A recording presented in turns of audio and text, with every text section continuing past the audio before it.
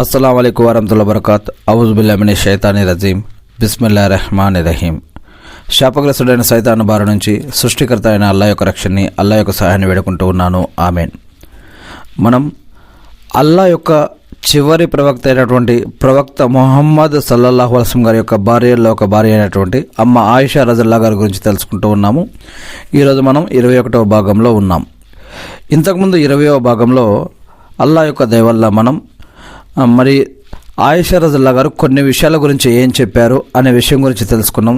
వాటిల్లో ముఖ్యంగా శుక్రవారం రోజు స్నానం ఎందుకు చేయాలి, గుసులు స్నానం, తల స్నానం ప్రత్యేకంగా, ప్రయాణంలో 2 రకాతుల నమాజ్ ఎందుకు చదవాలి, ఫజర్ మరియు అసర్ నమాజుల తర్వాత నమాజులు ఉన్నాయా లేవా, కూర్చొని నమాజ్ చేయవచ్చా, చేస్తే ఎంత పుణ్యం, మగ్రిబ్లో 3 రకాతులు ఎందుకు చదవాలి, ఫజర్ నమాజ్లో 2 రకాతులు ఎందుకు చదవాలి, మరియు అషురా ఉపవాసానికి ప్రధాన కారణం ఏంటి, రంజాన్ నెలంతా తరావీ నమాజ్ ముహమ్మద్ అస్లం గారు జమాత్ తోటి మస్జిద్లో ఎందుకు చదవలేదు, మరియు హజ్లోని నిజాలేంటి, ముహసబ్ లోయలో విడిదై మరియు కుర్బానీ మాంసం 3 రోజుల కన్నా ఎక్కువగా నిల్వ ఉంచొచ్చా ఉంచకూడదా, మరియు కాబా నిర్మాణం ఎలా జరిగింది, ఎన్నిసార్లు జరిగింది, హజ్లోని కొన్ని క్రియల గురించి, మరియు వాహనం ఎక్కి హజ్ చేయొచ్చా లేదా, మరియు అదేవిధంగా హిజ్రత్ అంటే ఏమిటి, దైవప్రవక్త ముహమ్మద్ అస్లం గారిని ఆయన యొక్క కుటీరంలోనే మరి ఎందుకు ఖననం చేయడం జరిగింది, ఇలాంటి ఇంకా అనేక విషయాలని మనం అల్లాహ్ యొక్క దయ వల్ల మరియు కొన్ని ఖురాను మరియు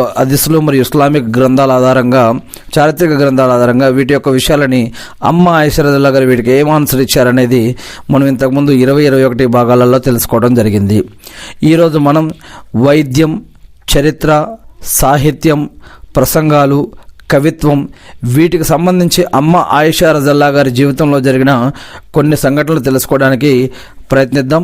ఇవన్నీ కూడా మనం అల్లామా సయ్యద్ సులైమాన్ నద్వీ రహమతుల్లాహి గారు మరి సేకరించినటువంటి గ్రంథంలో నుంచి మనం తీసుకోవడం జరుగుతుంది. ఇవన్నీ కూడా మనం తెలుగు బుకార్ యూట్యూబ్లో మరి ఆడియోలో వినడం జరుగుతూ ఉంది.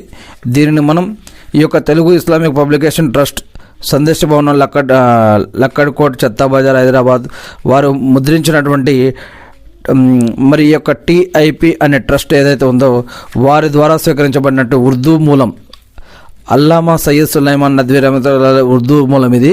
దీనిని తెలుగులోకి తీసుకొచ్చిన వారు మొహమ్మద్ అజీజుర్ రెహమాన్ గారు అనమాట. ఈ యొక్క పుస్తకం పేరు విశ్వాసుల మాత సయ్యద ఆయిషా రజల్లాహు గారు. ఈ యొక్క గ్రంథంలో నుంచి మనం అంచెలంచెలుగా మనం అమ్మ ఆయిషా రజల్లాహు గారి గురించి ఉన్నటువంటి విషయాలు తెలుసుకుంటూ ఉన్నాము. ఈరోజు 21వ భాగం. సో నేను అల్లాహ్ని ప్రార్థిస్తూ ఉన్నాను,